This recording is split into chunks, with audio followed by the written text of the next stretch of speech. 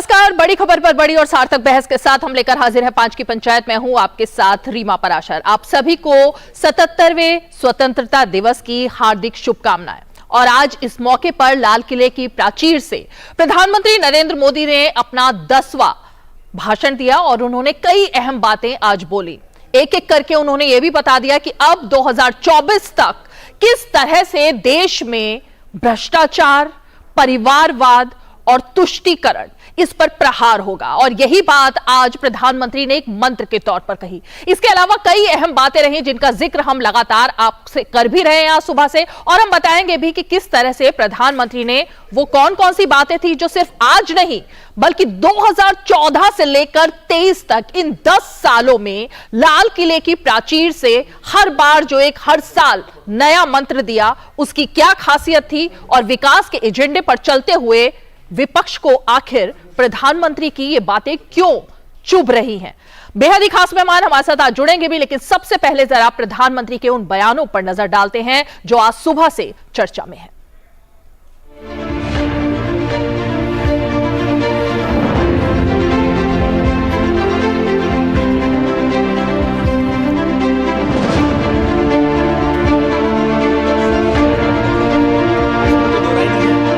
हमें इन 3 बुराइयों के खिलाफ पूरे सामर्थ्य के साथ लड़ना है। भ्रष्टाचार, परिवारवाद, तुष्टीकरण। आज मेरे देश के लोकतंत्र में एक ऐसी विकृति आई है जो कभी भारत के लोकतंत्र को मजबूती नहीं दे सकती। और वो क्या है बीमारी? परिवारवादी पार्टी। और उनका तो मंत्र क्या है? Party of the family, by the family and for the family. हमारे देश की सारी समस्याओं की जड़ में भ्रष्टाचार ने दिमक की तरह देश की सारी व्यवस्थाओं को, देश के सामर्थ्य को पूरी तरह नोच लिया। भ्रष्टाचार से मुक्ति, भ्रष्टाचार के खिलाफ जंग हर इकाई में, हर क्षेत्र में। और मैं देशवासियों, मेरे प्रिय परिवारजनों, ये मोदी के जीवन का कमिटमेंट है कि मैं भ्रष्टाचार के खिलाफ लड़ाई लड़ता रहूंगा। अगर सामाजिक न्याय को तबाह किसने किया है तो तुष्टीकरण की सोच, तुष्टीकरण की राजनीति, तुष्टीकरण का सरकारी योजनाओं का तरीका, इसने सामाजिक न्याय को मौत के घाट उतार दिया है। और अगली बार 15 अगस्त को इसी लाल किले से मैं आपको देश की उपलब्धियां, आपके सामर्थ्य, आपके संकल्प, उसमें हुई प्रगति, उसकी जो सफलता है, उसके गौरवगान, उससे भी अधिक आत्मविश्वास के सामने, आपके सामने मैं प्रस्तुत करूंगा।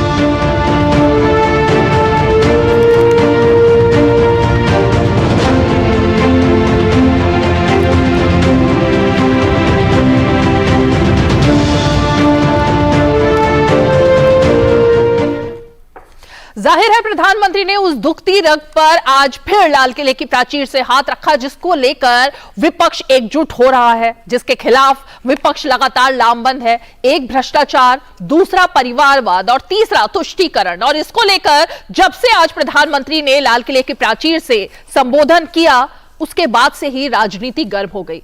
अब जब जश्न आजादी मनाया जा रहा है तो फिर ये राजनीति किस लिए? जरा आज इसी पर चर्चा करते हैं। बेहद ही खास मेहमान हमारे साथ जुड़ गए। मैं परिचय करा देती हूं अपने खास मेहमानों का। हमारे साथ इस वक्त स्टूडियो में मौजूद है शिवम त्यागी जो कि प्रवक्ता है भारतीय जनता पार्टी के। हमारे साथ संजीव सिंह जी मौजूद है जो कि प्रवक्ता है कांग्रेस पार्टी के। हमारे साथ घनश्याम तिवारी जी मौजूद है जो कि प्रवक्ता है समाजवादी पार्टी के। हमारे साथ स्टूडियो में आनंद दुबे जी भी मौजूद है जो कि प्रवक्ता है शिवसेना उद्धव गुट के। और हमारे साथ राजनीतिक विश्लेषक प्रोफेसर अवनीजेश अवस्थी जी भी मौजूद हैं। लेकिन मैं जरा शुरुआत संजीव सिंह जी आज आप ही से करना चाहती हूं। देश आजादी का जश्न मना रहा है, लाल किले की प्राचीर से प्रधानमंत्री का संबोधन किसी एक पार्टी का नहीं बल्कि पूरे देश के लिए होता है। हर भारतीय को उस पर गर्व होता है। तो आपकी पार्टी के राष्ट्रीय अध्यक्ष जो हैं वो आज क्यों नहीं पहुंचे? इसको लेकर कई सारे कयास लगाए जा रहे हैं। मैं जानना चाहती हूं आप ही से, ऑफिशियल वर्जन क्या है इसका? सबसे पहले तो रीमा जी, आपको और पैनल में सभी साथियों को स्वतंत्रता दिवस की हार्दिक बधाई, शुभकामना। जहां तक प्रधानमंत्री के वक्तव्य की बात कही तो मुझे बहुत लंबी चौड़ी बात करने का शायद समय भी नहीं देंगी। वसीम बरेलवी की एक शेर याद आती है कि वो झूठ बोल रहा था बड़े सलीके से और मैं एतबार भी न करता तो क्या करता। अब आप बात करते हैं भ्रष्टाचार की। सीएजी की रिपोर्ट इसी सरकार ने दी है। आपको याद होगा 2 दिन पहले की बात है, जहां पे भारतमाला प्रोजेक्ट जो प्रति किलोमीटर 15 करोड़ रुपए का था, वो 7.5 लाख करोड़ रुपए का घोटाला सीएजी ने बताया कि वो 32 करोड़ रुपए प्रति किलोमीटर हो गया। द्वारका एक्सप्रेसवे जो 18 किलोमीटर प्रति करोड़ खर्चा था, 250 करोड़ रुपए उसका हो गया। और भारतमाला में जब प्रधानमंत्री जी के एक ही मित्र हैं जिनको फर्जी टेंडर और पत्रों का सत्यापन तक नहीं किया, ये रिपोर्ट है। और वहीं पे आयुष्मान का घोटाला बताया कि बताइए एक मोबाइल से 7.5 लाख लोगों का रोजगार वहां होता है, उपचार होता है, और जिसमें पता चलता रीमा जी कि 88,000 लोग मृत पाए जाते हैं। संजीव जी, मैं इस पर आने वाली थी, मैं इन सब मुद्दों पर आने वाली थी, लेकिन मेरा सवाल अभी तो खड़गे जी को लेकर था कि उन्होंने बॉयकॉट क्यों किया आज। मैं अभी तो पहला सवाल आपसे वो कर रही थी। ये सब तो हम 1 घंटे में डिबेट में लाने ही वाले थे। मैंने शुरू में कहा ना कि भ्रष्टाचार की बात हो गई। अब आते हैं प्रधानमंत्री जी के सपनों की बात। मुझे लगता है कि प्रधानमंत्री जी आज 1000 साल पहले बाद की बात कर रहे हैं। 10 साल पहले चले जाइए रीमा जी, 9.5 साल का बच्चा जो गोद में लिया जाता है, वो मुझे लगता है रीमा जी, आप भी एक माँ हैं, मुझे लगता है वो बच्चा कम से कम क्लास 4th 5th से चला जाता है। प्रधानमंत्री जी के गोद लिए गांव कहां है? प्रधानमंत्री जी के जो सपना दिखाया था स्मार्ट सिटी, वो कहां है? बुलेट ट्रेन का रही बात सवाल का जवाब सवाल से ही देना चाहिए ना। मेरा सवाल है, पहले शुरुआत इससे की थी मैंने, खड़गे जी क्यों नहीं पहुंचे कार्यक्रम में? उनकी चेयर बार बार दिख रही थी जिस पर लिखा था मल्लिकार्जुन खड़गे, और वो चेयर खाली थी। उसका जवाब नहीं मिला अभी तक।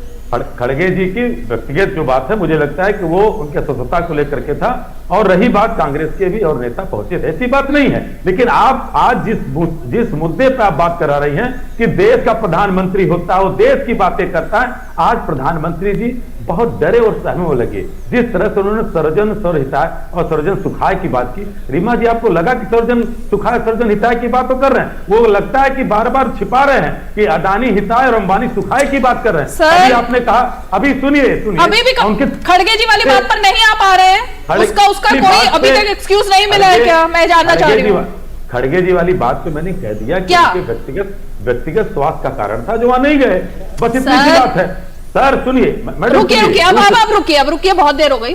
हाँ। शिवम त्यागी, जो ऑफिशियल वर्जन आया था, पहले ही मैं जरा इसी मुद्दे को, क्योंकि ये भी पहली बार ही हो रहा है कि विपक्ष के नेता जो हैं, पार्टी के अध्यक्ष, वो नहीं पहुंचे थे। संजीव सिंह जी का कहना है उनकी तबियत खराब थी, लेकिन उन्होंने ये कहा कि प्रोटोकॉल प्रधानमंत्री का ऐसा होता है जिसकी वजह से ट्रैफिक जाम लग जाता है और वो उसमें फंस जाते हैं। उन्हें 9:15 बजे कांग्रेस के पार्टी दफ्तर में भी बतौर अध्यक्ष, क्योंकि उनका भी पहला साल था बतौर अध्यक्ष है, तो वहां पर उनको झंडा फहराया। वो स्वास्थ्य कारणों से वहां से नहीं निकल पाए। ये भी तो अब स्वास्थ्य कारण ऑफिशियल वर्जन है या ये प्रोटोकॉल? अब इसमें भी कंफ्यूजन ही हो रहा है फिर तो। संजीव सिंह जी, रीमा जी मैं फिर कह रहा हूँ, तो मुझसे पूछा गया सवाल।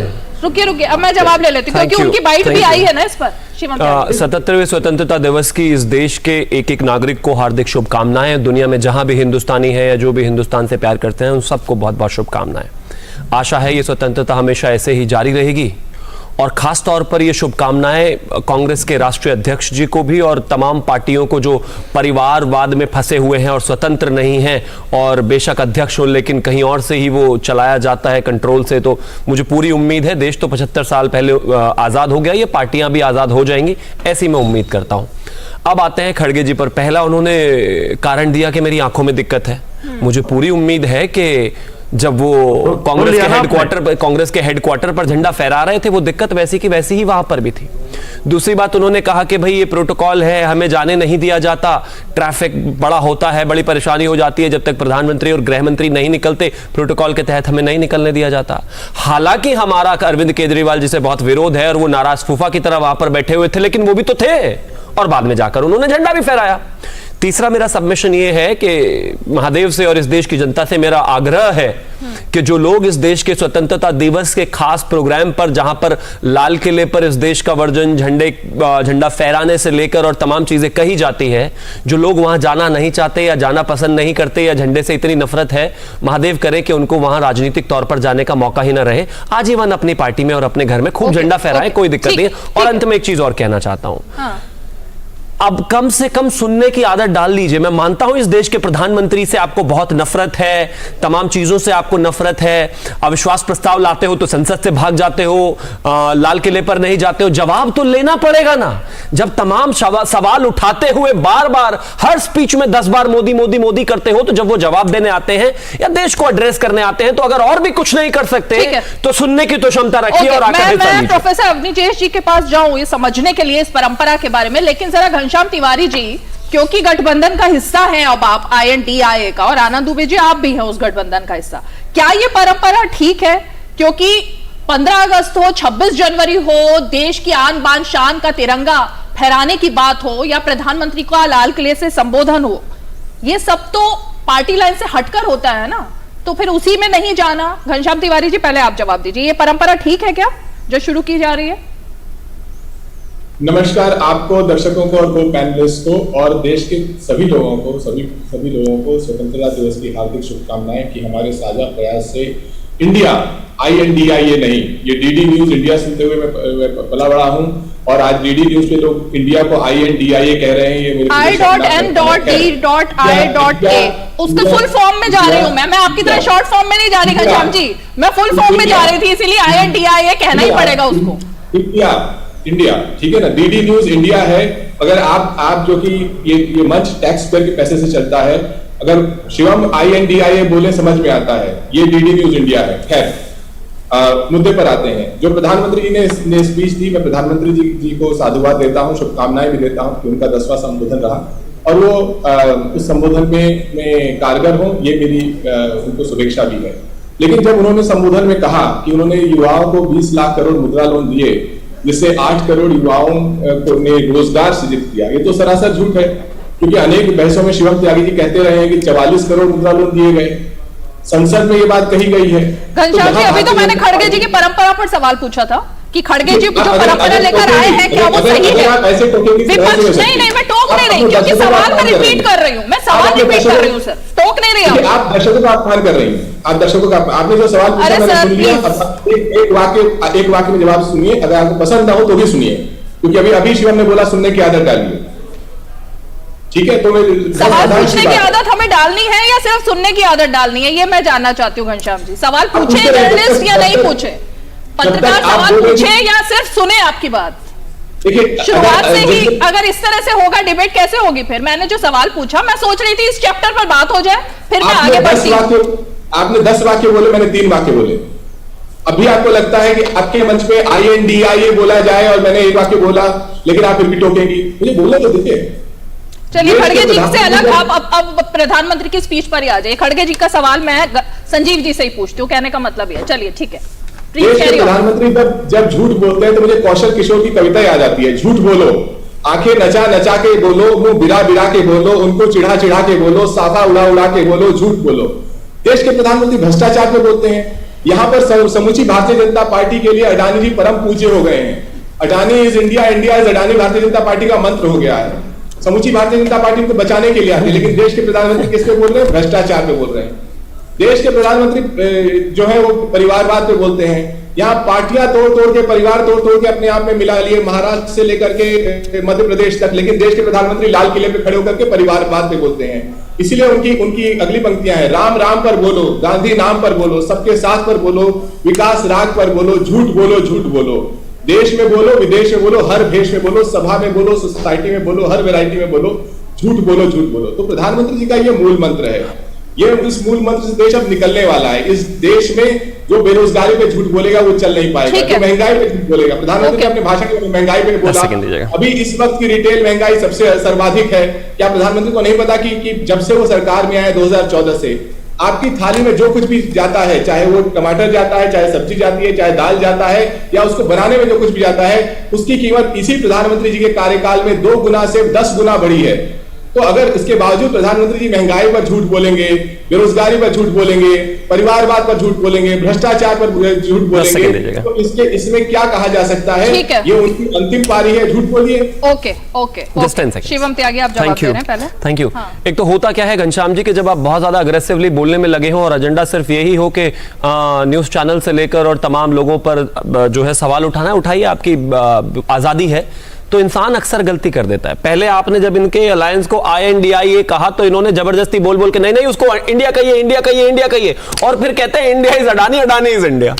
मतलब कमाल की बात है। तो आप अगर इंडिया हैं तो आप अडानी के हुए, भाई वही प्रोजेक्ट्स राजस्थान में कर रहे हैं, वही प्रोजेक्ट्स बंगाल में कर रहे हैं, वही प्रोजेक्ट्स छत्तीसगढ़ में कर रहे हैं, वही प्रोजेक्ट्स तमाम जगह कर रहे हैं। 2011 में आपके समय में भी प्रोजेक्ट आया था उत्तर प्रदेश में, तब भी वो अडानी अडानी थे। और मुझे लगता है ये बात पहले जा चुकी है, लेकिन बावजूद आपके इसको बात करनी है। एक इन्होंने भ्रष्टाचार पर कहा, मैं फिर यही कहना चाहता हूं कि हम आह भी करते हैं तो हो जाते हैं बदनाम, वो कत्ल भी करते हैं तो चर्चा नहीं होता। कमाल बात हो गई है कि भ्रष्टाचार का जो ब्रांड एम्बेसडर है इस देश में लालू यादव जी, उनको अपना मुखौटा लेकर पूरे देश में घूम रहे हैं और ज्ञान भ्रष्टाचार पर दे रहे हैं। जिस आदमी के कैरेक्टर सर्टिफिकेट पर सुप्रीम कोर्ट ने ठप्पा लगा दिया कि आजीवन अब आप भ्रष्टाचारी रहेंगे, वो भ्रष्टाचारी इनको दिखते नहीं, और जिन लोगों को केसेस ट्रायल में वो आपको इनको भ्रष्टाचारी नजर आते हैं। पता नहीं है एंगल कहां से चलता है। और अंत में एक और चीज कहना चाहता हूं, झूठ हम नहीं बोलते, आप गलतफहमी में हैं, आप एक डिनायल मोड में हैं। आप इस देश के प्रधानमंत्री को और इस देश की बढ़ती साख को और इस देश की बढ़ती चीजों को देख नहीं सकते, इसी वजह से जनता से कटे रहते हैं और इसी वजह से चुनाव हारते रहते हैं। मेरी शुभकामनाएं, ऐसे ही जीवन भर डिनायल मोड में रहिए। ओके ओके, प्रोफेसर अवनीश जी, मैं पहले जरा ये परंपरा जो आज से शुरू हुई, जिसको लेकर चर्चा सुबह से चल रही है, क्योंकि संजीव सिंह जी ने एक हेल्थ कारणों से बात की थी, दूसरी तरफ जो बयान ऑफिशियली पवन खेड़ा ने जो ट्वीट किया उसमें उन्होंने एक दूसरे तरीके का इसमें एंगल दिया। इस परंपरा पर मैं समझना चाहती हूँ कि ये कब हुआ था, इससे पहले कि प्रोटोकॉल या ट्रैफिक जाम की वजह से नहीं जाया जाए लाल किला? रीमा जी, ये आपको कल परसों आपको मालूम चल गया होगा, वो राक्षसों के द्वारा जीते हुए प्रधानमंत्री को सुनने कैसे जाते। वो कहा कि जो बीजेपी को वोट देता है, जिन्होंने नरेंद्र मोदी को चुना है, वो तमाम जनता जो है राक्षस है, उनको मैं श्राप देता हूं। तो श्राप दिया उन्होंने, तो ऐसे में खड़गे साहब वो कांग्रेस के अध्यक्ष वहां कैसे जाते?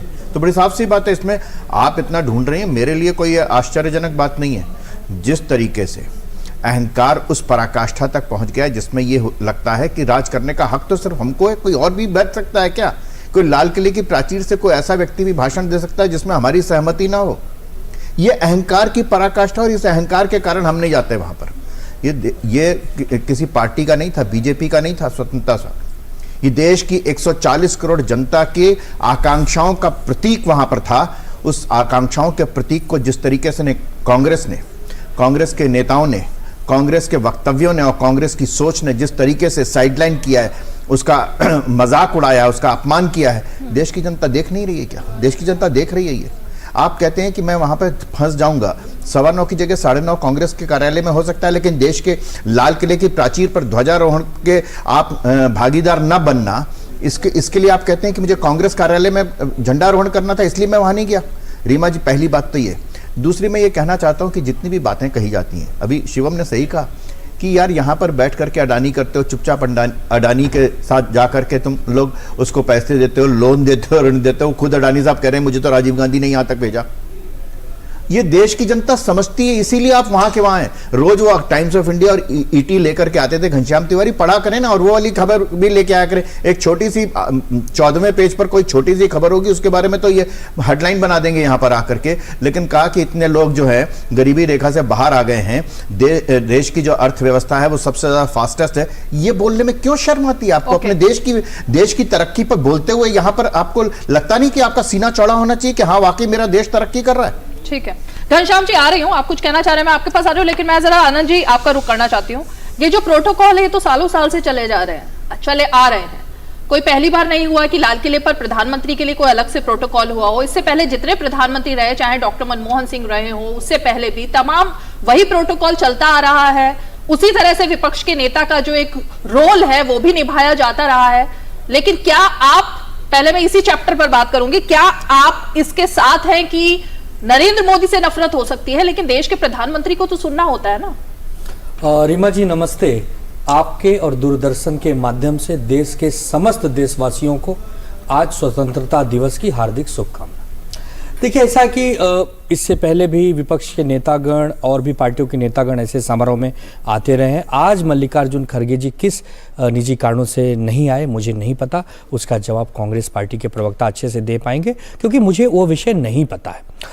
अब महत्वपूर्ण बात है कि हाँ, वो भारत के प्रधानमंत्री हैं, बिल्कुल वो भारत के प्रधानमंत्री हैं। हमने सबने उनको एक 9 सालों 10 सालों में यही एक आभास लगाया था कि ये हमारे भारत के प्रधानमंत्री हैं, लेकिन निराशा तब होती है जब वो केवल बीजेपी के प्रधानमंत्री बनकर रह जाते हैं। पूछिए कैसे? तो आज प्रधानमंत्री जी ने 10 से ज्यादा बार कहा मेरे प्रिय परिवारजनों। ये कौन है परिवारजन? क्या उसमें विपक्ष के नेता परिवार में नहीं आते?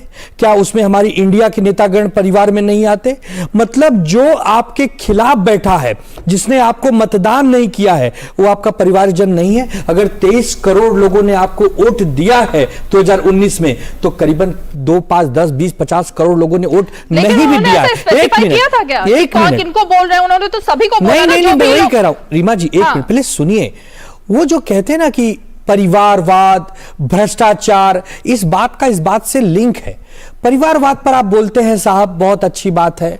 आपको ओम प्रकाश राजभर जी का परिवारवाद नहीं दिखता, आपको चिराग पासवान जी का परिवारवाद नहीं दिखता, आपके साथ जो पार्टियां, अनुप्रिया पटेल जी, उनका परिवारवाद आपको नहीं दिखता। आपके साथ अकाली दल और शिवसेना 30-30 वर्ष आपके साथ रहे, तब तो आपके लिए हम बड़े चाहते थे, हम आपके बगल में बैठते थे, हम आपसे थोड़े से दूर हुए तो परिवारवाद। दूसरी बात आपने भ्रष्टाचार पे कहा। मोदी साहब, आपकी जीत ही भ्रष्टाचार के ऊपर हुई थी। आपने 2014 में एक भूमिका बनाई कि इस देश में कोई भी भ्रष्टाचारी नहीं बचेगा। आंकड़े उठाकर देख लीजिए, 2014 से 23 के बीच में इन 9 सालों में जिनके ऊपर आपने भ्रष्टाचार का आरोप लगाया, उनमें से 70% नेता आपके साथ कुर्सी से कुर्सी लगा के बैठे हुए हैं। तो आप भ्रष्टाचार पे बात न करें, आप परिवारवाद पर बात करते हैं। तो जय शाह जी का परिवारवाद आपको क्यों नहीं दिखाई देता, जो कि क्रिकेट के इतने बड़े खिलाड़ी कब हो गए कि बीसीसीआई के सचिव बन गए, और मैं आनंद दुबे क्रिकेट खेलता था मुंबई से, मैं तो नहीं बन पाया। तो मत कहिए ऐसा काम, मत करिए। ठीक है, मल्लिकार्जुन खड़गे जी नहीं आए, आपको पीड़ा हुई, लेकिन जब परिवार की बात आप करते हैं तो हम भी आपके परिवार का हिस्सा है। हम लोगों को जेलों में क्यों डालते हैं, झूठे आरोप क्यों लगाते हैं? मैं रिएक्शन लेती हूं इस पर। आनंद जी, आपने 3 बातें कही। अवनीश जी, आप कुछ कह रहे हैं, फिर मैं एक ब्रेक लूंगी जल्दी से। रीमा जी, एक बात बताइए कि उन्होंने परिवारवाद के खिलाफ बोला है, आपके खिलाफ कहां बोला? आपको क्यों लगता है आपके खिलाफ बोला है? किसी पार्टी का नाम लिया? हमें नहीं लगता। किसी पार्टी का नाम लिया? तो आपको क्यों, आपको क्या दिक्कत हो रही है? उन्होंने कहा इस देश से परिवारवाद मिटाना है। उन्होंने ये नहीं कहा कि मेरा या आपका। मैं बीच में नहीं बोला ना, आपके नहीं बोला ना। अब मुझे रीमा जी बोलने देना इस पर। इस देश से परिवारवाद, भ्रष्टाचार मिटाना है। उन्होंने ये नहीं कहा कि मेरा या आपका। ये जिन लोगों की चोर की दाढ़ी में तिनका होता है वो बोलने लगते हैं। बात बड़ी साफ सी है। आनंद दुबे जी, आपको लगता है आप भी 5 साल पहले तक साथ में थे इन्हीं नरेंद्र मोदी के साथ? परिवारवादी लोग, नरेंद्र मोदी, हम तो परिवारवादी लोग करते नहीं था। अब उसी पर आता हूं। आप कह रहे हैं ना कि वो आपके साथ चले गए, आप साथ थे। रीमा जी, उस भ्रष्टाचार के खिलाफ आवाज उठाने वालों में आप साथ थे। तो राजा हरिश्चंद्र थे, आपके साथ थे। अजीत पवार के तो राजा हरिश्चंद्र थे। आपने शरद पवार के खिलाफ क्या बोला? अब रीमा जी, एक देखो रीमा जी, यहाँ तो मुझे लगता था कि आदमी बीच ये इतना बौखला जाएंगे कि जुबान पर कंट्रोल नहीं रख पाते। एक करके बात करेंगे। आप एक बात चाहिए, शरद पवार जी जब क्रिकेट कंट्रोल बोर्ड में होते हैं तो वो क्या विकेट कीपिंग करते थे क्या? आप बताइए, वैभव गहलोत जब होते हैं तो वो क्या करते थे? कौन सा क्रिकेट खेलते थे? लेकिन ये जो है ना, आप 5 साल पहले तक उन्हीं को गाली दिया करते थे जिनके साथ आप आज खड़े हैं। आप नरेंद्र मोदी पर जब एक उंगली उठाते हैं ना, कि आपके साथ वो खड़े जिनको आपने गाली दी थी, वो आप उससे पहले आप हैं। अच्छा, जिस एनसीपी और कांग्रेस को गाली देते देते शिवसेना ने सारी राजनीति आज उनके गोद में बोलिए। एक मिनट, परिवारवाद का जरा विश्लेषण समझना है। परिवारवाद का जरा विश्लेषण समझना है। परिवारवाद नहीं है, कंफ्यूज हो रहा है। ठाकुर जी परिवारवाद नहीं है, भ्रष्टाचार पर रीमा जी, इतनी तकलीफ होने की कोई आवश्यकता नहीं है। मैं दोनों विषय पे आऊंगा। जब आज अब पानी बह गया तो पुल के नीचे से बह जाने दीजिए। पहले सुनिए जरा, परिवारवाद क्या है? पूनम महाजन परिवारवाद नहीं है? नहीं है। अनुराग ठाकुर जी नहीं है? नहीं है। पंकज सिंह जी नहीं है? नहीं है। पंकजा मुंडे जी नहीं है? नहीं है। ऐसे तमाम नेता नहीं है? नहीं है। वेरी गुड, यही मैं आपके मुंह से Example सुनना देता हूं चाहता कैसे नहीं था। है, आपकी सुनना पड़ेगा कथनी और आपको। करनी में इतना हाँ, बड़ा नहीं अंतर फर्क है है। और नहीं फर्क परिवारवाद का आरोप लगाते ठीक हो। है। मल्लिकार्जुन खड़गे जी, ओके, ओके, मल्लिकार्जुन अच्छा, खड़गे रुकिए, जी रुकिए। क्या राहुल गांधी जी के खड़गे जी। रिश्तेदार है? सोनिया गांधी जी के रिश्तेदार है? चुनाव जीत कर आए हैं, चुनाव से अध्यक्ष जवाब बने देता हैं। हूं, बड़े आपके जेपी सम्मान से। नड्डा साहब तो कैसे चुनाव जीतते हैं, इस पर भी जरा मुझे आज विश्लेषण दीजिए। आनंद जी, इतना घालमेल कैसे होगा? एक एक करके बात कर अब मैं पाएंगे 10 ना? अब सेकंड आपने में। एक परिवारवाद का मुद्दा उठाया, शिवम जवाब त्यागी। देता एक हूं। छोटा सा ब्रेक लेते हैं। भ्रष्टाचार पे भी बाद में बोलेंगे। शिवम त्यागी पर आऊंगी, उसके बाद मैं घनश्याम जी के पास जाऊंगी। एक छोटा सा ब्रेक लेते हैं।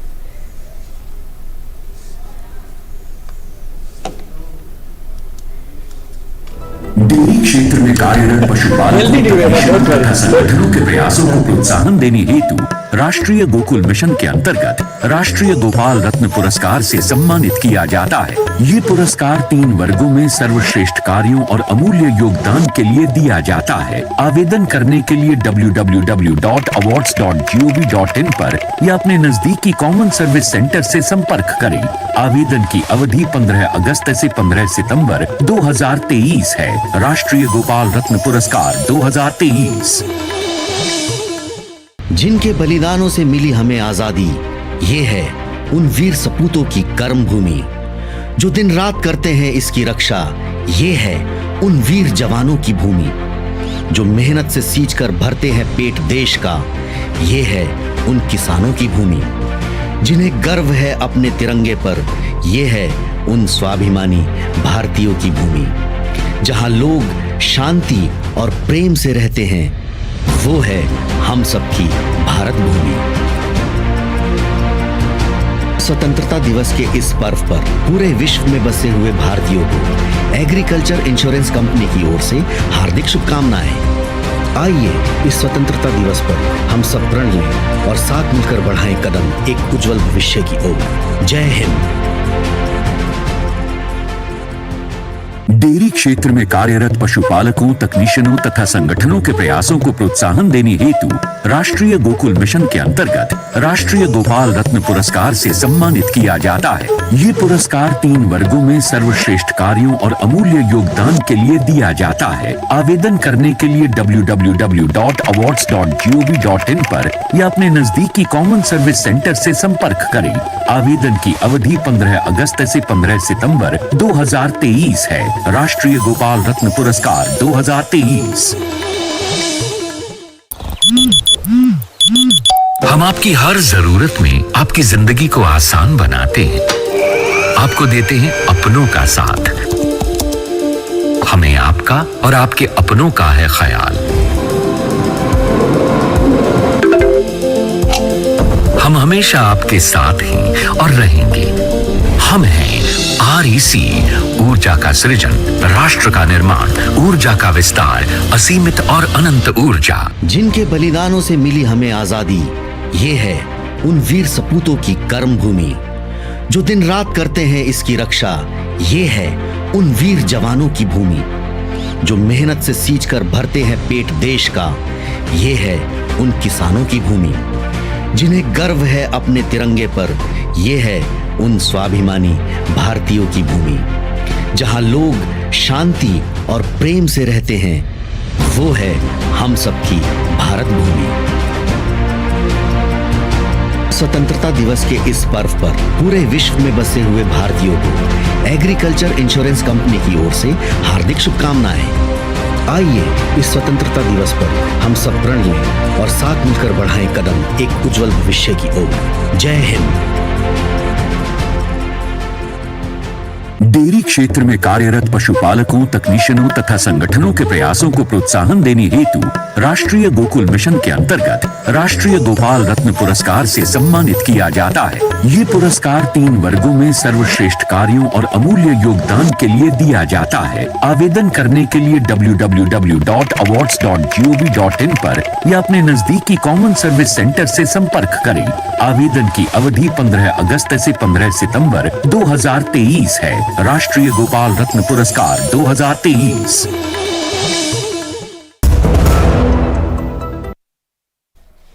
तो ब्रेक पर जाने से पहले एक गर्मा गर्म बहस चल रही थी इस मुद्दे को लेकर, जिसका जिक्र प्रधानमंत्री ने आज लाल किले की प्राची से किया। शिवम त्यागी, मैं आपके पास आती हूं क्योंकि कई मुद्दों पर आनंद दुबे जी का कहना है कि जब आपकी पार्टी में परिवारवाद होता है तब उस पर चुप्पी होती है, भ्रष्टाचार की बात होती है तब चुप्पी होती है, लेकिन विपक्ष को ही टारगेट किया जा रहा है। मैं फिर से क्लैरिफाई करना चाहता हूं उनको, परिवारवाद की परिभाषा क्या है आप बहुत अच्छे तरीके से समझ लें। मैं फिर से कहता हूं कि अनुराग ठाकुर जी परिवारवाद नहीं है, पंकज सिंह जी परिवारवाद नहीं है, पंकजा मुंडे परिवारवाद नहीं है। कैसे और क्यों मैं बताता हूं। अब यहां पर दुबे जी शिवसेना के प्रवक्ता हैं, बहुत शानदार बात है। इनके बच्चे बेटा बेटी जो भी है, मैं तो चाहता हूं वो प्रवक्ता बने, शिवसेना के बनने भी चाहिए। घर में ऐसा ही माहौल होता होगा, दिन रात ये जब चीखते चिल्लाते होंगे तो बच्चों को वो सुनाई पड़ता होगा, राजनीति कैसे होती है, टीवी पर बोला कैसे जाता है, उनको बहुत अच्छे से समझ आता होगा। वो प्रवक्ता वही होने चाहिए, बड़े होकर वही बनेंगे। डॉक्टर का बेटा डॉक्टर बनेगा क्योंकि एक माहौल है। लेकिन बच्चा पैदा होते ही तय हो जाए और फोन पहुंच जाए कि उद्धव जी मेरा बेटा हो गया, बस ये प्रवक्ता ही बनेगा, ये है परिवारवाद। जब पैदा होने से पहले कोई भी बच्चा ये तय हो जाए कि प्रधानमंत्री बनेगा, पार्टी का राष्ट्रीय अध्यक्ष बनेगा, या फिर जो उनके पिताजी थे वही बनेंगे और बस वही बनेगा, वो है परिवारवाद। वरना डॉक्टर का बेटा डॉक्टर, इंजीनियर का बेटा इंजीनियर, न्यूज प्रेजेंटर का बेटा न्यूज प्रेजेंटर ही बनेगा, क्योंकि ये एक फिनोमेना है। घर में जिस तरीके का माहौल है वो बच्चा वही बनेगा, लेकिन उसकी मेरिट पे उस पर आगे लाया जाए और उसकी कुर्सी फिक्स ना कर दी जाए पैदा होने से पहले। ये तो परिवारवाद। मैं इसी पर, अगर परिवारवाद की बात प्रधानमंत्री करते हैं और जो दलील यहाँ शिवम त्यागी दे रहे हैं कि बचपन से ही तय नहीं हो जाता किस घर में वो पैदा हो कि आगे जाकर वो ही वारिस बनेगा राजनीति में, ये कौन सी पार्टी है जिनमें तय हो रहा है? घनश्याम तिवारी जी, देखिए दो बातें हैं, इस देश में सब कुछ जनता तय करती है। तो देश के प्रधानमंत्री स्वयं ऐलान करते हैं कि वो परिवारवाद मुक्त हो गए हैं, उनकी सरकार में बीच में किसी के टोक नहीं, बीच में नहीं शिवम, बीच में नहीं। राहुल गांधी को तय नहीं किया। अपनी अपनी बारी में सब बोलेंगे, आप बोलिए। जैसे कि भारतीय जनता पार्टी भ्रष्टाचार से लड़ रही है। 2017 से लेकर 2021 तक भारतीय जनता पार्टी को 10,122 करोड़, जवाब नहीं दिया। देखिए 10,122 करोड़ ये भ्रष्टाचार से लड़ने का के लिए चंदा नहीं मिला है, ये भ्रष्टाचार करने वालों से चंदा मिला है, क्योंकि इलेक्टोरल बॉन्ड से आया है। आज के देश में, जिस देश में एवरेज लोकसभा का सांसद उसकी औसत संपत्ति है 20 करोड़ 47 लाख, राज्यसभा का सांसद लगभग 80 करोड़। इस देश में देश के प्रधानमंत्री जिनके सबसे अधिक सांसद हैं, कहते हैं कि परिवारवाद से लड़ रहे हैं, भ्रष्टाचार से लड़ रहे हैं। और तीसरी चीज बेटियों के बारे में कहते हैं। जिस पार्टी में 100 नहीं, 200 नहीं, 300 नहीं, 400 नहीं, लगभग 450 ऐसे सिटिंग सांसद और विधायक हैं जिनके ऊपर आपराधिक मुकदमे हैं, वो ब्रजभूषण की पार्टी, वो बाबू बजरंगी की पार्टी, वो बाबा राम रहीम की पार्टी, वो बिल्किस बानो के रेपिस्ट की पार्टी, वो आज देश की बेटियों से कह रही है कि हम तुम्हारे रक्षक हैं। अगर आप ब्रजभूषण को बचाएंगे, बिल्किस बानो के रेपिस्ट को बचाएंगे, बाबा राम रहीम को बचाएंगे, बाबू बजरंगी को बचाएंगे, तो आप बेटियों को नहीं बचा सकते। ओके। तो इसलिए मैं कह रहा हूं कि जो देश के प्रधानमंत्री ने तय कर लिया है कि झूठ बोलना उनका सबसे घनश्याम जी, मैं आपके बीच में, मैंने आपको टोका नहीं, लेकिन मेरा सवाल फिर मैं रिपीट करती हूँ। मैंने ये पूछा था कि किसी भी परिवार में, मान लीजिए मैं आप ही की पार्टी की बात करूं, मुलायम सिंह यादव जी के वारिस अखिलेश यादव, उन्हीं के हाथ में पार्टी की कमान दी गई और दी जाएगी अगर ऐसा आगे भी होता है। इस पर सवाल खड़ा किया जा रहा है बीजेपी की तरफ से कि जन्म लेते ही तय हो जाता है कि वारिस पार्टी का कौन बनेगा। अच्छा सवाल है। मुलायम सिंह यादव जी ने वो पार्टी की स्वयं स्थापना की थी, उनको 70 साल में वो पार्टी नहीं मिली थी, जो कि पहले अंग्रेजों की सेवक थी। आज आजादी का दिवस है। संसद में कहा गया है कि इस तरीके से भारत छोड़ो आंदोलन के समय समूची भारतीय जनता पार्टी के पूर्वज आरएसएस के लोग अंग्रेजों की चाटुकारिता कर रहे थे, बूट लिकिंग कर रहे थे कि किस तरीके से भारत छोड़ो आंदोलन कमजोर हो और अंग्रेज मजबूत हो। अगर आज उत्तर प्रदेश के मुख्यमंत्री जब सांसद बने, तो क्या जिन्हें वो अपने पिता के नाम पे उस फॉर्म में लिखते हैं, उनसे विरासत नहीं मिली? अगर भारतीय जनता पार्टी जो कि स्वयं को संघ परिवार का हिस्सा मानती है, अगर उन्हें ये राजनीति मिली तो क्या संघ परिवार से नहीं मिली? ये सब खोखली दलीलें हैं। जिस दिन जय शाह, ये खोखली दलीलों पर जरा बात कर लेते हैं घनश्याम जी, ये खोखली दलीलों पर जरा बात कर लेते हैं संजीव सिंह जी और आनंद दुबे जी, क्योंकि आप दोनों की ही पार्टियों में ऐसा हो रहा है। एक सेकंड आनंद दुबे जी, बाला साहब ठाकरे, माना तो ज्यादातर राज ठाकरे वारिस बनेंगे, लेकिन उनको हटाकर अगर उद्धव ठाकरे बनते हैं, और अभी जो आपकी पार्टी में टूट हुई, यही एलिगेशन लगे कि आदित्य ठाकरे के हाथ में पूरी पार्टी की कमान है जी। तो ये जो वंशवाद है, इसी की तो बात हो रही है, जिस पर घनश्याम तिवारी जी कह रहे हैं कि मुलायम सिंह जी ने तो पार्टी को खड़ा किया, बनाया। अच्छा, घड़ी के हिसाब से 1 मिनट लूंगा, पहले शिवम त्यागी भाई का जवाब दूंगा। सीएम तो त्यागी कुछ जी बोला ने नहीं है इस नहीं मुद्दे नहीं पर। इसके पहले भी कहा था हाँ। कि बचपन से ही तय हो जाता है कि आप ही प्रधानमंत्री बनेंगे, जी। यह परिवारवाद है। हाँ। 2004 में राहुल गांधी चुनाव जीते, 2009 में राहुल गांधी चुनाव जीते, वो प्रधानमंत्री क्यों नहीं बन गए यार? अरे मैं एकदम बताता इजी हूं। था ना, यूपीए को बहुमत था, प्रधानमंत्री राहुल गांधी जी को बना देना चाहिए था। खामखा डॉक्टर मनमोहन सिंह जी बन गए। अरे बड़ा उद्धव जी गलत ने हुआ, विरोध किया था। बड़ा गलत हुआ। ये उद्धव हो जी गई ने पहली विरोध बात किया की था जवाब, उसका। ये हो गई पहली बात। दूसरी बात कि प्रबोधनकार ठाकरे साहब को आप लोग मुझे नहीं पता कितना जानते हैं, महाराष्ट्र की धरती से पूछिए वो कौन थे, आजादी के आंदोलन में उन्होंने क्या किया। उनके पुत्र निकलते हैं बाला साहब ठाकरे जी। बाला साहब ठाकरे जी ने एक पार्टी बनाई, पूरे महाराष्ट्र से होते हुए देश भर में वो लोकप्रिय हुए, उन्होंने काम किया। 2003 में महाबलेश्वर में एक बहुत बड़ी बैठक हुई जहां सर्वसम्मति से उद्धव बाला साहब ठाकरे जी को नेता चुना गया, ये कह के कि 1996 से पार्टी के आप काम देख रहे हैं, आपके नेतृत्व में कई कारपोरेशन के सवाल तो वही है चुनाव। ना, नहीं, एक जी, वही तो सवाल है। एक मिनट, ये तो जब एक परंपरा है ना, सर्वसम्मति जिसको से आगे बढ़ाया जा रहा है, फिर जब वही तो सवाल है। सर्वसम्मति से लोग चुनते हैं, चाहे जेपी नड्डा साहब हो और चाहे मल्लिकार्जुन खड़गे हो, यहाँ परिवारवाद कहां से आया? अगर आदित्य बताता हूं ठाकरे कहां से आया। काम कर रहे एक हैं, मिनट। वर्ली से विधायक चुन के आते ठीक हैं, है। मिनिस्टर बनते हैं, और आप कहेंगे परिवारवाद? अरे भाई आदमी 24 घंटा काम कर रहा है, यही तो मोदी साहब भी कहते हैं। परिवारवाद किसको कहते हैं फिर ये बताएं। बस वही आपसे इसकी जानना definition है, क्या ये है? आपसे जानना है, त्यागी साहब से क्योंकि जानना है सब अपने कि अपने परिवारवाद हिसाब क्या से है। explain जरा कर रहे बताइए ना हैं, क्या है फिर परिवारवाद। परिवारवाद? संजीव सिंह जी, मतलब कोई 24 आवर्स काम करे। एक मिनट। जवाहरलाल नेहरू, इंदिरा गांधी, उसके बाद राजीव गांधी, उसके बाद सोनिया गांधी, राहुल गांधी, प्रियंका गांधी वाड्रा, ये तमाम जो नाम है एक ही परिवार के हैं, इसको परिवारवाद कहेंगे? मतलब क्या? परिवार में डेफिनेशन लेनी पड़ेगी। मतलब परिवार संजीव के सिंह, लोग संजीव यदि सिंह, देश संजीव सेवा में सिंह, काम अरे करें सुनिए ना। तो आप इसे बुरा आनंद जी, मानेंगे? कांग्रेस के बिहाफ में मैंने खड़गे जी का सवाल पूछा, तब तो आपने कहा वो कांग्रेस पार्टी बताएगी। अब मैं जब गांधी परिवार पर बात कर रही हूँ, उस पर आप जवाब दे रहे हैं। संजीव सिंह जी को बोलने दीजिए फिर। हाँ, राजनाथ सिंह, पंकज सिंह इसको परिवारवाद कहेंगे कि नहीं? कल्याण सिंह राजवीर इसको परिवारवाद कहेंगे नहीं? क्या इसको अभिषेक सिंह और रमन सिंह परिवारवाद कहेंगे कि नहीं? किसको परिवारवाद बताना चाहती हैं आप? जिस परिवारवाद को मैं पूछ तो रहा हूं कि भारतीय जनता पार्टी के अंदर अध्यक्ष का चुनाव कैसे होता है, जेपी नड्डा साहब कैसे चुन लिए जाते हैं, इसका जवाब नहीं। और आरएसएस में स्वयं मोहन भागवत ने कहा कि मैं चाहूंगा कि अगला संघ सेवक कौन होगा, ये मोहन भागवत का वीडियो है। तो ये लोग मना बतावे कि परिवारवादी कौन है। इसीलिए हमने कहा कि आज जो लोग तालियां बजा रहे थे, रीमा जी, मुझे तो बड़ी हंसी आ रही थी कि राजनाथ सिंह ताली बजाते समय परिवारवाद पे कैसे नहीं चिंतित हुए कि उनका बेटा क्या है, कैसे नहीं वहां पे अनुराग ठाकुर चिंतित हुए, उनके पिता क्या थे, कैसे चिंतित नहीं, पीयूष गोयल कैसे नहीं हुए। ये लोग परिवारवाद की बात करेंगे। और रही बात रीमा जी, आज मोदी जी ने गांधी जी की बात की, थोड़ा गांधी जी की भी चर्चा की है। मोदी जी के संसदीय क्षेत्र की तस्वीरें इसको दिखाइए। सर्व सेवा संघ नहीं दिख रहा है। गांधी जी के हत्या के बाद, ये देखिए, गांधी जी की हत्या के बाद, गांधी जी की हत्या के बाद आचार्य विनोबा भावे और मोदी जी ने स्वयं कहा था कि जेपी आंदोलन में भाग लिया था। एक मुझे 30 सेकंड दीजिएगा। सर्व सेवा संघ जो कि रजिस्टर्ड बैनामा 1960, 61 और 70 का, आज मोदी जी के कार्यकाल में इनके अधिकारियों ने कहा कि आचार्य विनोबा भावे और लाल बहादुर शास्त्री और रेल मंत्री, सुनिए, इनको जालसाज का आज नरेंद्र मोदी जी को बताना होगा कि क्या जो सर्व सेवा संघ जो गांधी विरासत थी जिसको डिमोलिश कर दिया गया, क्या वो गांधी के सच्चे अनुयायी हैं? क्या वो जयप्रकाश नारायण के आंदोलन में भाग लेते? रुकिए, जवाब लेती हूँ। ठीक है, मैं शिवम त्यागी के पास आऊं, लेकिन ओके शिवम, मैं आपके पास आऊं, लेकिन प्रोफेसर अवनीश अवस्थी दी, परिवारवाद की क्या परिभाषा है? मैं थोड़ा सा उस पर क्लैरिटी चाहती हूँ, क्योंकि सबने अपने अपने हिसाब से बता दिया है कि दूसरे का परिवारवाद है, हमारा नहीं। थोड़ी डेफिनेशन पर ही बात कर लेते हैं। क्या मतलब होता है परिवारवाद का राजनीति में?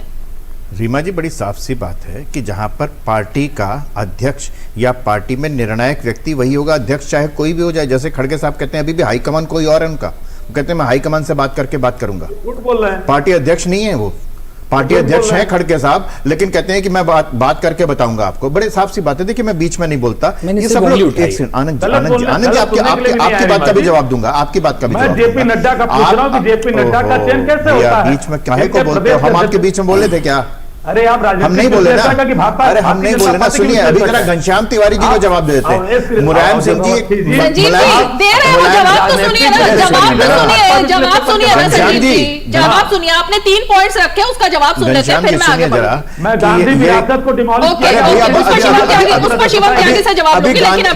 गांधी जी की सबसे बढ़िया, सबसे इंपॉर्टेंट महत्वपूर्ण विरासत हिंदू स्वराज है, जिसको जवाहरलाल नेहरू ने कहा था कि ये हिंदू स्वराज जो है रद्दी में फेंकने लायक है। वो पूछ आप मत बोलिए, मैं से खुलेंगे, बहुत सारे पत्ते खुलेंगे, फिर बहुत सारे खुलेंगे, बहुत सारे खुलेंगे। संजीव सिंह जी, अरे भैया आप देखो आप बीच में बोल रहे हो ना, आप इतने बौखला क्यों जाते हो कि अभी कि आपकी ही बात सुने कोई, आपका जवाब भी ना सुन पाए कोई, आप ऐसा क्यों बौखला जाते हो? इतना हताश होना ठीक नहीं है, इतना हताश होना ठीक नहीं है। रीमा जी बड़ी साफ सी बात है। घनश्याम तिवारी जी, आपने जिन करोड़पति सांसदों की बात की मैं बहुत खुश हूँ, और मैं चाहता हूँ कि मुलायम सिंह जी कुछ समझ नहीं आ रहा, संजीव जी कुछ समझ नहीं आ रहा, दो लोग एक साथ बोलेंगे कुछ समझ नहीं आएगा। वो कह रहे हैं मुझको समझ में आ रहा है। संजीव जी किसी को कुछ समझ नहीं आ रहा, मुझे तो नहीं आ रहा कौन क्या बोल रहा है। 30 सेकंड देश क्या भैया मैं बोल रहा था तो उसके बाद बोलिएगा ना, ये क्या मतलब है?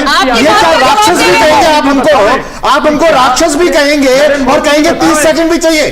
कमाल है आपकी बात, ये नहीं चलेगा, ये नहीं चलने वाला। संजीव सिंह जी, क्या आप हमें राक्षस कहें, आप हमें राक्षस कहें और उसके बाद कहेंगे कि आपको बोलने नहीं देंगे हम? नो नो, एब्सोल्युटली नॉट, ना ना ना ना ना ना ना ना ना ना। आप जवाब मुझसे मांगा गया है, ये अहंकार नहीं चलेगा कि बोलने का हक सिर्फ मेरा है। संजीव जी रुकिए रुकिए रुकिए, संजीव जी आपने अपनी बात रखी, आपने अपनी बात 3 मुद्दों पर रखी, एक एक करके बात करेंगे ना, उसके बाद मैं अगले मुद्दे पर आऊंगी। एक बार अवनी जैशी की बात सुनते हैं, उसके बाद मैं आती हूँ आपको 30 सेकंड में क्या कहना है। 1 मिनट अवस्थी जी। घनश्याम जी से मैं पूछना चाहता हूँ, आपने कहा कि इतने करोड़पति सांसद है, मैं बिल्कुल मानता हूँ कि और ये जो व्यवस्था ये ठीक नहीं है बहुत ज्यादा, लेकिन एक बात बताइए ना, मुलायम सिंह जी एक मास्टर थे और डिस्प्रपोर्शनेट एक्शन में उनके ऊपर ईडी का चार्ज हुआ, उन्होंने सरकार बचाई मनमोहन सिंह जी की न्यूक्लियर मुद्दे पर, वो वापस हो गया केस, फिर वापस खुल गया केस। जरा थोड़ा सा तो बोला करिए अपनी पार्टी के बारे में भी, ईमानदार होइए ना कि कहां से आए वो एक मास्टर साहब के पास, कैसे पे थे वो लालू यादव जी, वो जो अभी शिवम जी कह रहे थे वो तो कन्विक्टेड हैं, मतलब ग्वाला दूध बेच करके। यहां तो एक मजे की बात है कि एक मंत्री ने कहा कि मैं गमलों में गोभी उगाता हूं, फार्मिंग इनकम दिखाई, तो आपने कहा कहां फार्मिंग है, तो गमलों में गोभी उगा करके वो अरबपति हो गए। नहीं बोलेंगे घनश्याम तिवारी, ये देश की जनता को जानना चाहिए कि ये लोग कितने खोखले हैं ये लोग। 30 सेकंड संजीव सिंह जी जल्दी से आप बोलिए, फिर घनश्याम जी से सवाल है। मुझे तो 30 सेकंड जिन सवालों को पूछा उसका जवाब नहीं मिला, और रही बात जिस तरह से भी गुणगान कर रहे थे ईमानदारी की, यही बात तो संसद में रीमा जी पूछी जा रही थी कि 20,000 करोड़ रुपए अडानी के पास कहां से आए? तो राजीव गांधी ने दिया था लोन। अब फिर आप देखिए बौखलाहट देखिए, आपने हमारे नेता से राहुल गांधी की सदस्यता ले ली, आपने 24 घंटे के भीतर कोर्ट के फैसले कोर्ट के फैसले आप इतने वरिष्ठ नेता हैं अपनी पार्टी के, कोर्ट का फैसला था और कोर्ट के फैसले से वापस आई सदस्यता। कोई जात नहीं होती, नीरव मोदी। अरे सर वो चैप्टर क्लोज हो गया, अभी भी स्टे है उस पर। रुकिए ना, रुकिए संजीव जी, चैंपियन सैयद मोदी आपने आज इतना घालमेल कर दिया है, मैं समझ नहीं पा रही हूँ किस मुद्दे पर चर्चा हो रही है। हर बात टोकेंगी तो नहीं अच्छा लगता। अरे सर रुकिए ना, प्रयास किया संजीव जी आपने 30 सेकंड मांगे थे। अगर स्टूडियो में बैठा करके अपना नवरत्न बनाकर पुजवाना है तो दूर से कल से आप भी स्टूडियो आ जाइएगा, अगर आपको लग रहा है स्टूडियो में बैठना ज्यादा नवरत्न बनना है तो आपको किसने रोका है? आप भी आइए ना स्टूडियो में। संजीव जी से ज्यादा उम्मीद मत करें, जिनका नेता कंफ्यूज उनके प्रवक्ता बहुत सारे कैसे मान सकते हैं। घनश्याम जी से सवाल था और इस बात में आनंद दुबे भी हंस रहे हैं, वो भी मानते हैं, मोहन स्मृति इस बात को अवस्थी जी ने एक पॉइंट रेज किया था। घनश्याम जी आपसे जानना चाहूंगा, नरेंद्र मोदी के संसदीय क्षेत्र। अच्छा ओके अवस्थी जी के पॉइंट पर घनश्याम जी से। अवस्थी जी ने जिस बात का जवाब दिया वो ये बात थी कि भारतीय जनता पार्टी को पिछले 5 साल में 10,122 करोड़ रुपए जो चंदा में मिले हैं। इलेक्टोरल बॉन्ड हमें नहीं पता वो पैसे कहां से आए। इस बात का जवाब था कि देश में लगभग 15 लाख करोड़ इनकी सरकार ने राइट ऑफ किया है इनके पिछले 9 साल में। इस बात का भी जवाब था कि मेहुल भाई जिसे प्रधानमंत्री ने कहा था प्रधानमंत्री निवास में, वो आज तक वापस नहीं आए, जिसको 2016 से लेकर के न जाने कितने हजारों करोड़ रुपए मिले। तो अवस्थी जी का काम है भारतीय जनता पार्टी के इस सफेद पोश घोटाले के ऊपर चद्दर डालना, वो डाल सकते हैं। लेकिन जिस देश में प्रधानमंत्री अपनी गरीबी की बात करे, लेकिन 8 करोड़ की गाड़ी, 10 लाख का सूट, 1.5 लाख का पेन, 2 लाख का चश्मा पहने, उस गरीबी की मार्केटिंग पर सवाल उठाना जरूरी है। और जो प्रधानमंत्री, ये मुलायम सिंह जी अडानी के जहाज से नहीं घूमते थे। मुलायम सिंह जी की बात को संसद से नहीं किया गया था जब मुलायम सिंह जी ने नहीं पूछा था कि अडानी कितनी बार प्रधानमंत्री जी के साथ विदेश गए, अडानी ने भारतीय जनता पार्टी को कितना चंदा दिया। अनिल अंबानी को राज्यसभा सदस्य बनाया था। अजनीश जी बता दें, यहाँ पे अनिल अंबानी को राज्यसभा सदस्य बनाया था। अडानी ग्रुप, अडानी समूह। अरे भैया, अनिल अंबानी को राज्यसभा सदस्य किसने बनाया? स्वतंत्रता दिवस का दिन है, अंबानी के बारे में बोलो ना। जो पार्टी किसने बनाया था अनिल अंबानी को राज्यसभा का सदस्य? इतनी ज्यादा भ्रष्ट हो, बोलेंगे नहीं अब ये, इतनी ज्यादा भ्रष्ट नहीं बोलेंगे ना, सोचिए इनका भ्रष्टाचार आज नहीं बोलेंगे। कितना पैसा खाया देश को आज बता नहीं पाए। सैफई से लेकर अंबानी तक कई मुद्दे उठते हैं, फिर सैफई से अंबानी तक कई मुद्दे उठाए गए हैं यहाँ पर। बिल्कुल है, लेकिन इनका भ्रष्टाचार शुरू उसको लेकर भी सवाल खड़े हुए हैं, संसद से लेकर बाहर था। लेकिन आज का मुद्दा मेरा, मैं जरा इससे आगे लेकर जाऊंगी। शिवम त्यागी से मैं शुरुआत करूंगी। एक छोटा सा ब्रेक लेते हैं, ब्रेक के फौरन बाद होते हैं। दिल्ली क्षेत्र में कार्यरत पशुपालकों तकनीशियनों तथा संगठनों के प्रयासों को प्रोत्साहन देने हेतु राष्ट्रीय गोकुल मिशन के अंतर्गत राष्ट्रीय गोपाल रत्न पुरस्कार से सम्मानित किया जाता है। ये पुरस्कार 3 वर्गों में सर्वश्रेष्ठ कार्यों और अमूल्य योगदान के लिए दिया जाता है। आवेदन करने के लिए www.awards.gov.in पर या अपने नजदीकी कॉमन सर्विस सेंटर से संपर्क करें। आवेदन की अवधि 15 अगस्त से 15 सितंबर 2023 है। राष्ट्रीय गोपाल रत्न पुरस्कार 2023। हम आपकी हर जरूरत में आपकी जिंदगी को आसान बनाते हैं, आपको देते हैं अपनों का साथ। हमें आपका और आपके अपनों का है ख्याल। हम हमेशा आपके साथ हैं और रहेंगे। हम हैं REC, ऊर्जा का सृजन, राष्ट्र का निर्माण, ऊर्जा का विस्तार, असीमित और अनंत ऊर्जा। जिनके बलिदानों से मिली हमें आजादी, ये है उन वीर सपूतों की कर्म भूमि। जो दिन रात करते हैं इसकी रक्षा, ये है उन वीर जवानों की भूमि। जो मेहनत से सींचकर भरते हैं पेट देश का, ये है उन किसानों की भूमि। जिन्हें गर्व है अपने तिरंगे पर, ये है उन स्वाभिमानी भारतीयों की भूमि। जहां लोग शांति और प्रेम से रहते हैं, वो है हम सबकी भारत भूमि। स्वतंत्रता दिवस के इस पर्व पर पूरे विश्व में बसे हुए भारतीयों को एग्रीकल्चर इंश्योरेंस कंपनी की ओर से हार्दिक शुभकामनाएं। आइए इस स्वतंत्रता दिवस पर हम सब प्रण लें और साथ मिलकर बढ़ाएं कदम एक उज्जवल भविष्य की ओर। जय Hind.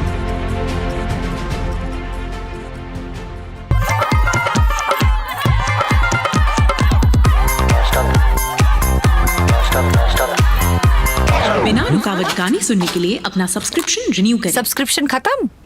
Mister DJ, UPI auto पे कीजिए। ऑटो पे? नॉन स्टॉप पेमेंट से मिलेगा नॉन स्टॉप म्यूजिक।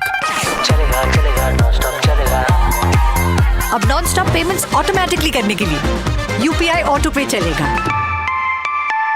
डेयरी क्षेत्र में कार्यरत पशुपालकों, तकनीशियनों तथा संगठनों के प्रयासों को प्रोत्साहन देने हेतु राष्ट्रीय गोकुल मिशन के अंतर्गत राष्ट्रीय गोपाल रत्न पुरस्कार से सम्मानित किया जाता है। ये पुरस्कार 3 वर्गों में सर्वश्रेष्ठ कार्यों और अमूल्य योगदान के लिए दिया जाता है। आवेदन करने के लिए www.awards.gov.in पर या अपने नजदीकी कॉमन सर्विस सेंटर से संपर्क करें।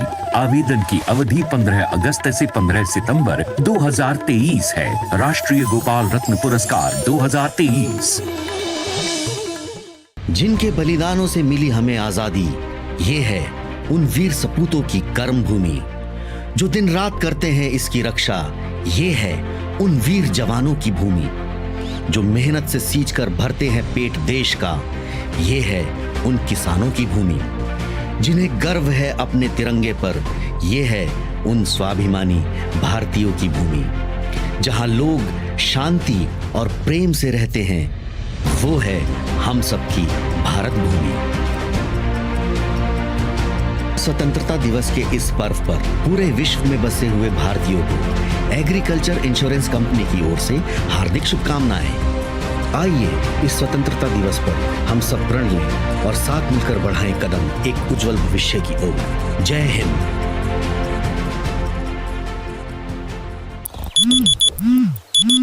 हम आपकी हर जरूरत में आपकी जिंदगी को आसान बनाते हैं, आपको देते हैं अपनों का साथ। हमें आपका और आपके अपनों का है ख्याल। हम हमेशा आपके साथ हैं और रहेंगे। हम हैं REC, ऊर्जा का सृजन, राष्ट्र का निर्माण, ऊर्जा का विस्तार, असीमित और अनंत ऊर्जा। सेवा, सहयोग और समर्पण की भावना से आजादी के बाद पहली बार उपेक्षित वनटांगिया समाज की उन्नति का मार्ग प्रशस्त हुआ है। वर्ष 2017 में वनवासियों को सड़क, शिक्षा, चिकित्सा, राशन कार्ड, शौचालय, पक्के आवास, बिजली, सोलर लाइट, पेयजल जैसी मूलभूत सुविधाएं मिली हैं। वन ग्रामों को राजस्व ग्राम का दर्जा और वनवासियों को जमीनों का मालिकाना हक मिलने से इनकी जीवन शैली में बड़ा बदलाव आया है। दशकों से दबी हुई आशाओं और भावनाओं को पंख लगे हैं। वनवासियों के प्रति माननीय मुख्यमंत्री जी का समर्पण भाव इसी से पता चलता है कि वह दीपावली का पर्व वन ग्राम में ही मनाते हैं, जिससे वनवासियों का उल्लास और उमंग देखते ही बनती है। करके दिखाई जो, डबल इंजन की सरकार है वो।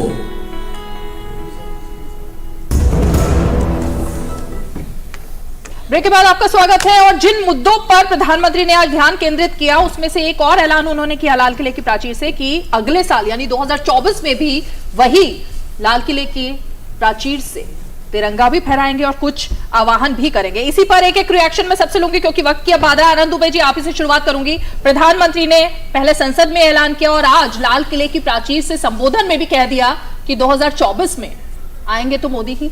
देखिए, प्रधानमंत्री जी हैं, भाषण अच्छा देते हैं। कौन आएगा कौन नहीं आएगा यह देश की जनता तय करेगी। 2024 अब बहुत दूर नहीं है। जिस प्रकार 9-10 सालों में जनता की उम्मीदों पर वो खरे नहीं उतर पाए, हम समझते हैं कि 2024 में प्रधानमंत्री जी प्रधानमंत्री नहीं बन पाएंगे। विपक्ष से ही कोई बड़ा नेता प्रधानमंत्री बनेगा, ये तय है। लेकिन चूंकि अभी ये मैं कोई भविष्यवक्ता नहीं हूं, एक आकलन लगा सकते हैं। लेकिन प्रधानमंत्री जी को उनके भविष्य के लिए मैं हार्दिक शुभकामना देता हूं। विपक्ष में तो सभी बड़े नेता हैं घनश्याम तिवारी जी, 24 के लिए सभी चेहरे बड़े हैं एक तरीके से विपक्ष में। तो ये देश सबसे बड़ा है और मुझे लगता है कि ये देश के विवेक पर छोड़ देना चाहिए कि देश को बेरोजगारी से लड़ने वाली सरकार चाहिए या बेरोजगारी लाने वाली सरकार चाहिए, भ्रष्टाचार से लड़ने वाली सरकार चाहिए, भ्रष्टाचार लाने वाली सरकार चाहिए, आपसी मतभेद बढ़ाने वाली सरकार चाहिए या आपसी मेलजोल बढ़ाने वाली सरकार चाहिए। ये देश को तय करना है और प्रधानमंत्री जी देश से बड़े नहीं है, चाहे उन्हें कितना ये खुशफहमी हो, लेकिन देश प्रधानमंत्री से बड़ा है। संजीव सिंह जी, ये ऐलान लगातार प्रधानमंत्री कर रहे हैं और आज भी जब प्रधानमंत्री ये बात कहते हैं तो राहुल गांधी वर्सेस नरेंद्र मोदी ये करने की काफी कवायद चली थी कि 2024 में ये दो चेहरे होंगे आमने सामने, लेकिन बीजेपी की तरफ से पूरा क्लियर है। नहीं रीमा जी, मुझे लगता है कि देश की जनता तय करेगी। अभी इंडिया गठबंधन में भी राहुल गांधी के नाम पे कोई मोहर नहीं लगी है। दूसरी तरफ मोदी जी बोल सकते हैं। आज हताशापूर्ण उनका ये विदाई वाला उनका भाषण था। मुझे अहमद फराद की 2 लाइन याद आती है, आपके दर्शक अच्छी तरह समझ जाएंगे कि फिर कपस में यानी जेल, फिर कपस में शोर उठा है कैदियों का और तैयार देखना उड़ा देगा रिहाई की। ये बात उसी तरह प्रधानमंत्री जी आज बात कर रहे हैं, अगली साल प्रधानमंत्री बनेंगे और 1000 आगे की बात करते हैं। मैं तो बार बार कहता हूं शिवम त्यागी, 9 साल पहले की थोड़ा सा जो गणनाएं उन्होंने की थी, घोषणाएं की थी, मुस्कुराए नहीं। आपका ये चेहरा बता रहा कि आप कितने बेशर्मी से मुस्कुराते हैं। ठीक है, शिवम त्यागी जवाब देंगे। ओके, वक्त नहीं है। संजीव जी कहां है बता दें थोड़ा। शिवम त्यागी कहां है गोद लिए गांव कहां है? ओके, ठीक है संजीव जी, जवाब ले लेती हूँ। 24 2047 प्रधानमंत्री का आज का आह्वान। विपक्ष में तो आपने कहा कि सभी नेता बड़े हैं, ऐसा विपक्षी मानते हैं, जनता नहीं मानती। ज्यादातर लोग जो यहां पर बैठे हुए हैं उनके पास तो उतने भी सांसद नहीं है कि वो एक गाड़ी में आ जाएं, और जिनके पास है उनके पास नेता नहीं है। दूसरी बात यह भी है कि इन्होंने जो कहा कि तमाम चीजों को जवाब दे दे, देख ले। मैं बस एक ही चीज कहना चाहता हूं, भारतीय जनता पार्टी अपने मिशन को, एजेंडा को लेकर क्लियर है। आपके पास वही घिसे पिटे पूरी तरीके से स्क्रिप्ट है। घनश्याम तिवारी की स्क्रिप्ट आप देख लीजिए, 3 बार मौका दिया, तीनों के तीनों बार एक ही चीज को रिपीट करते हुए चले गए, बावजूद तमाम सवाल पूछे गए, नहीं किए गए। कांग्रेस का भी हाल यही है। हमारे पास विजन है, नेता है, नीति है, नीयत है और देश के विकास का रोड मैप है। इनके पास ना नेता है, ना नीयत है, ना हालात ऐसे हैं कि सारे मिलकर इकट्ठे हो जाएं, ना ये पता है कि नेता कौन होने वाला है, ना ये पता है कि देश को लीड कैसे करने वाले। बस एक चीज का पता है कि मोदी जी को गाली देनी है। कोई भी बात आती है बस इस देश के प्रधानमंत्री को क्रिटिसाइज करना है, क्रिटिसाइज कीजिए, लेकिन अंततः एक रोड मैप तो होगा। 3 लोग मिलकर बैठे हुए हैं, एक ही दल के हैं, 3 लोगों से पूरे 1 घंटे में कोई एक विजन नहीं बताया गया।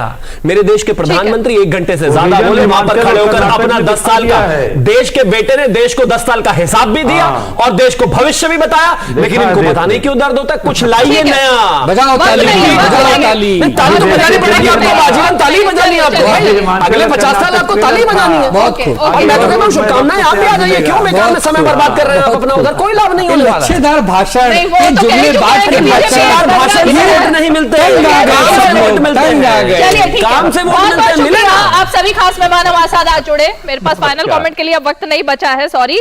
अब निजेश जी की बात पहले ही पूरी हो गई थी, लेकिन जाहिर तौर पर 2024 के लिए जो बीजेपी ने और प्रधानमंत्री नरेंद्र मोदी ने एजेंडा साफ कर दिया है, उसको लेकर तो अब लगता है कि हर रोज कुछ ना कुछ एक चर्चा चलेगी। और खासकर INDIA, जिसको घनश्याम जी ने इंडिया कहा और सभी लोग इंडिया कह रहे हैं, उसको लेकर भी क्या रणनीति बनेगी, चर्चा जारी रहेगी। आज 5 की पंचायत में इतना ही, कल फिर होगी मुलाकात। तब तक के लिए हमें दीजिए इजाजत, नमस्कार।